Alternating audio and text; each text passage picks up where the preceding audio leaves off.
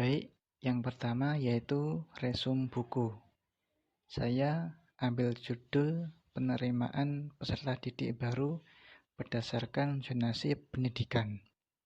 Penulis Dr. Sabar Budi Raharjo MPD, Dr. Handes Yufridawati MSI, Aris Rahmawati MSI, dan Joko Purnomo MSc.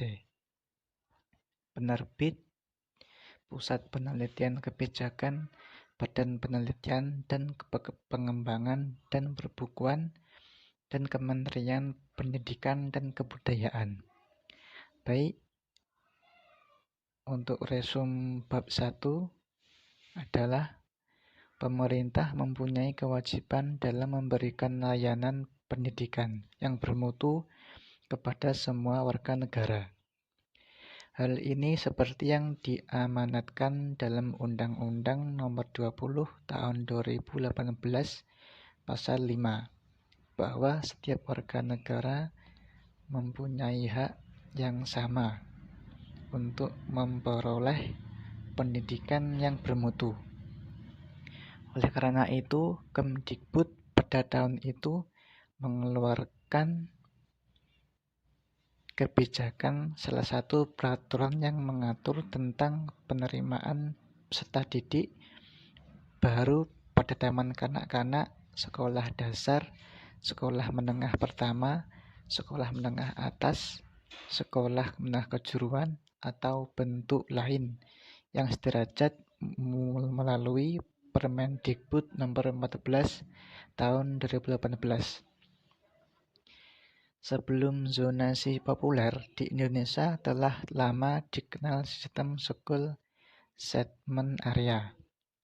MC Salok dan Krok menyatakan bahwa zonasi sekolah merupakan mengidentifikasi wilayah geografis untuk tujuan sosial yang didukung kekuatan elit dan politik. Penerapan mekanisme school choice membutuhkan perubahan untuk menghadapi kendala yang dihadapi sekolah dan siswa.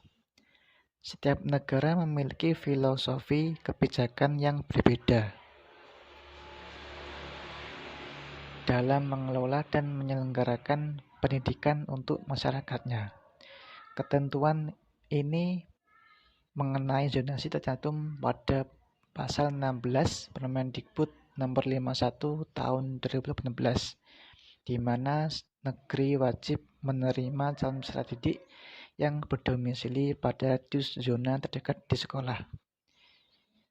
Itu resuman bab 1. Selanjutnya resuman bab 2, yakni dalam melaksanakan PPDB zonasi, pemerintah telah menerbitkan Permendikbud Nomor 51 Tahun 2018, Permendikbud Nomor 20 Tahun 2018. Pada prinsipnya, pemerintah daerah telah mengikuti kebijakan PPDB zonasi sesuai Permendikbud, walaupun peraturan turunan tersebut masih bervariasi. Ketentuan jalur dan proporsi kuota masing-masing jalur ditetapkan melalui peraturan kepala daerah yang kemudian dijabarkan dalam Juknis PPDB oleh Disdik setempat. Pelaksanaan PPDB oleh Pemda didasari atas regulasi zonasi di tingkat pusat maupun daerah tersebut. Berdasarkan pemahaman tersebut, pelaksanaan PPDB di daerah telah dilaksanakan sesuai dengan Permendikbud yang berlaku. Pelaksanaan sosialisasi Permendikbud Nomor 20 Tahun 2019 telah dilakukan oleh Disdik yang menjadi sampel kajian ini. Dalam penetapan zonasi PPDB ini, Disdik melibatkan pihak MKKS, di mana zonasi PPDB ditetapkan dengan metode parameter jarak tempat tinggal peserta didik dengan sekolah yang dituju. Berdasarkan data dan informasi yang diperoleh bahwa hasil pelaksanaan PPDB berbasis zonasi tahun 2019, kondisi jarak tempat tinggal dengan sekolah sudah menunjukkan sebagian besar peserta didik pada posisi dekat dengan sekolah. Berdasarkan zonasi dengan jumlah responden, peserta didik baru jenjang SMP negeri menyatakan bahwa sistem zonasi dapat memberikan rasa keadilan.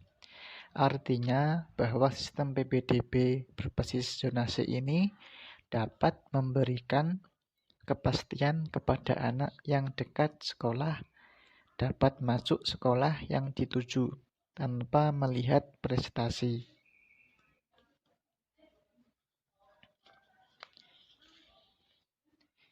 Baik, itu resumen bab 2, selanjutnya adalah resumen bab 3, yakni terdapat beberapa dampak kebijakan PPDB berbasis zonasi, yaitu berkurangnya jalur kemacetan peserta didik dapat sampai ke sekolah dengan jalan kaki sehingga bisa datang tepat waktu, namun karena tidak mengakomodasi prestasi hasil belajar menurunkan semangat belajar siswa.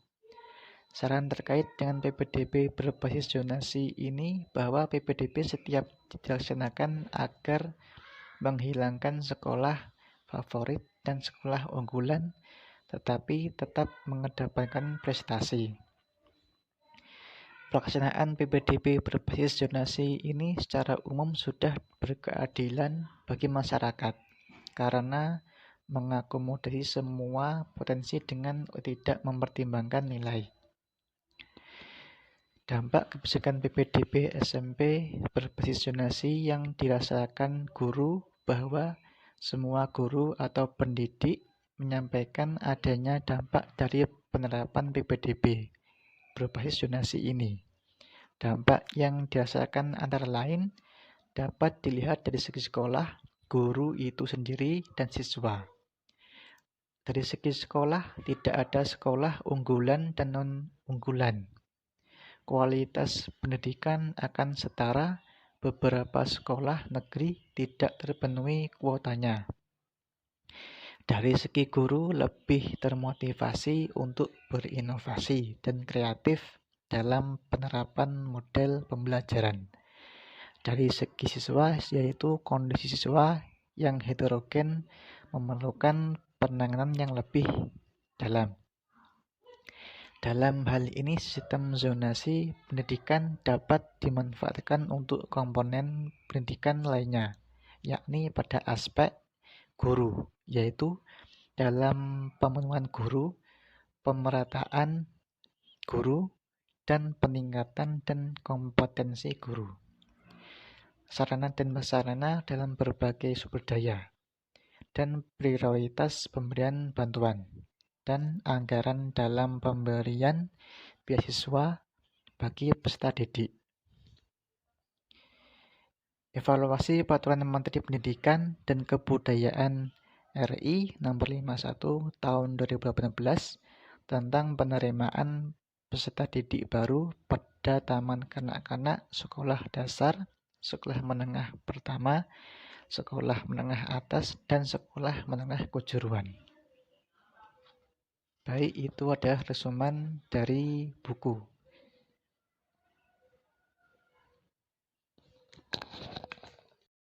Baik, yang kedua yaitu tentang review skripsi.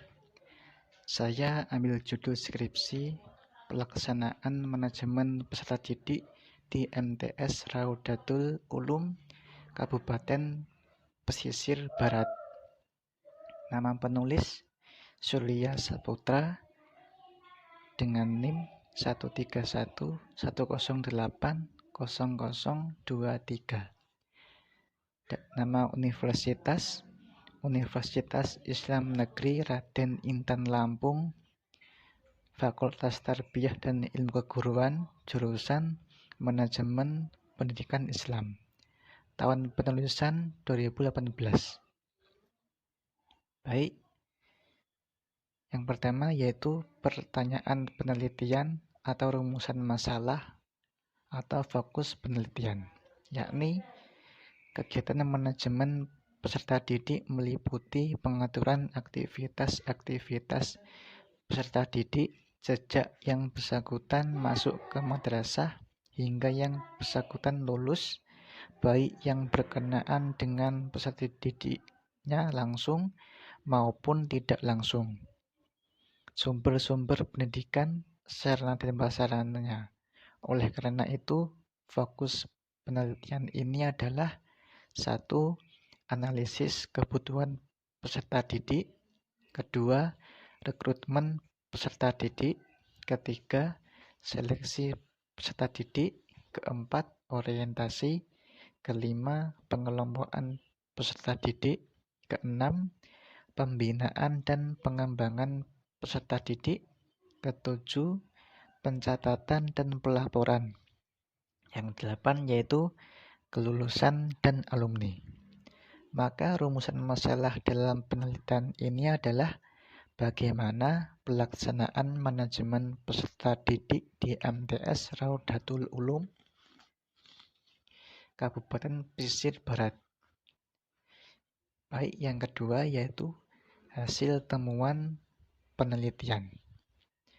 Berdasarkan hasil penelitian yang dilaksanakan di MTS Raudatul Ulum, diperoleh keterangan bahwa ada 8 langkah dalam pelaksanaan manajemen peserta didik di MTS Raudatul Ulum Kabupaten Pesisir Barat sebagai berikut.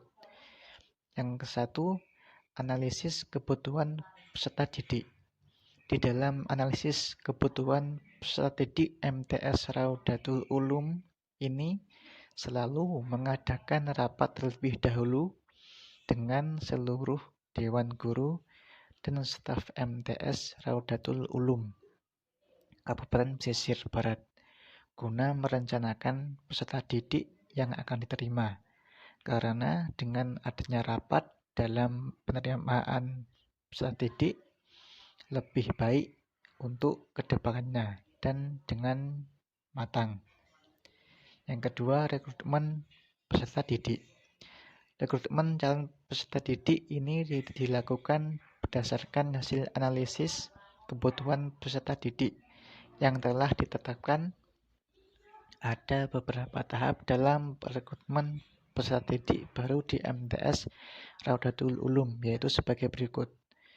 Pembentukan panitia penerimaan calon peserta didik, merumuskan syarat-syarat calon peserta didik, penyebaran informasi penerimaan calon peserta didik atau pengumuman pendaftaran peserta didik, menyediakan formulir pendaftaran, pelaksanaan pendaftaran calon peserta didik sesuai dengan jadwal dan prosedur yang telah ditetapkan di brosur atau banner. Yang terakhir, daftar ulang atau orang tua yang putra dan putrinya mendaftar di MTS Raudatul Ulum. Yang ketiga yakni seleksi peserta didik. Seleksi peserta didik ini tidak dilakukan dengan tes tertulis. Seleksi penerimaan calon peserta didik di MTS Raudatul Ulum ini dilakukan hanya dengan cara melengkapi syarat-syarat pendaftarannya saja. Yang keempat yaitu orientasi. Kegiatan orientasi masa orientasi siswa atau MOS di MTS Raudatul ini adalah sebagai berikut. Yang pertama, peserta didik diperkenalkan pada sarana dan prasarana yang ada di MTS Raudatul Ulum. Yang kedua, pada saat MOS diperkenalkan hak dan kewajiban peserta didik selama masih menempuh pendidikan di MTS Raudatul Ulum. Yang ketiga, tenaga pendidik dilibatkan dalam proses masa orientasi siswa agar calon peserta didik dapat lebih mengenal siswa, agar calon peserta didik dapat lebih mengenal dengan guru yang akan memberikan kegiatan belajar mengajar nantinya. Yang kelima yakni pengelompokan peserta didik. Menurut Bapak Ahmad Rifai, S. Sos MM, selaku kepala madrasah, pengelompokan peserta didik terutama bagi peserta didik yang baru diterima dalam kegiatan penerimaan peserta didik yang baru diterima dalam kegiatan penerimaan ini. Hal ini dilakukan dengan cara melihat nilai ijazah atau SKHU. Yang keenam yaitu pembinaan dan pengembangan peserta didik. Dilakukan dengan beberapa langkah, yaitu yang ke-1, pembinaan disiplin peserta didik, yang kedua, kegiatan ekstrakurikuler, yang ketiga, bimbingan dan konseling. Yang keempat, layanan khusus. Yang ketujuh, pencatatan dan laporan. Beberapa hal yang dilakukan dalam pencatatan dan pelaporan di MTS Raudatul Ulum ini meliputi 1. Peserta didik yang sudah diterima di MTS Raudatul Ulum akan tercatat di dalam buku induk. Yang kedua, langkah selanjutnya dalam pencatatan dan pelaporan, setiap guru membuat daftar nilai. Yang ketiga, masalah raport dan pembagiannya diberikan kepada orang tua dengan cara orang tua datang langsung ke sekolah. Yang keempat, pengaturan perpindahan peserta didik keadaannya yang pindah sekolah lainnya syarat umumnya yaitu dengan menyelesaikan surat-surat yang diperlukan.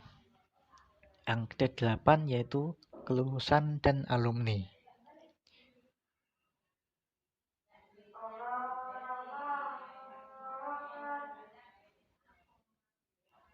Itu dari saya. Terima kasih. Semoga ada manfaatnya.